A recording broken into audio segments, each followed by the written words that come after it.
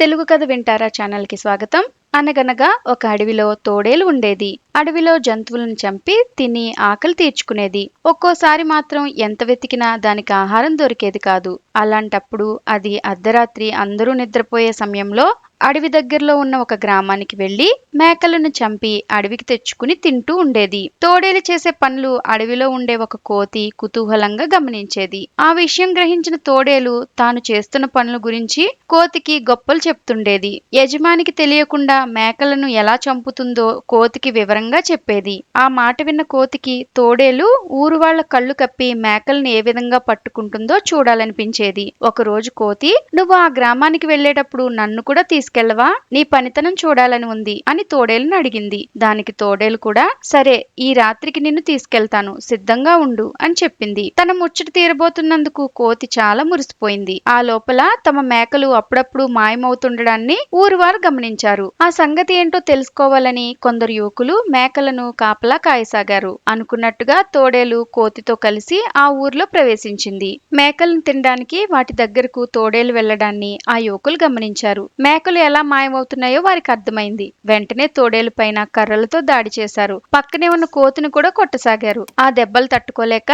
"మీ మేకలను తినడానికి వచ్చింది నేను కాదు, తోడేలు. నన్నెందుకు కొడుతున్నారు? వదిలేయండి" అని ప్రాధేయపడింది. "తోడేలుతో వచ్చిన నిన్ను ఎలా విడిచిపెడతాము" అంటూ ఇంకాస్త గట్టిగా కొట్టసాగారు. ఆ యువకులు తోడేలు వైపు తిరగగానే కోతి నెమ్మదిగా అక్కడి నుంచి తప్పించుకుని బతుకు జీవుడా అనుకుంటూ అడవికి చేరుకుంది.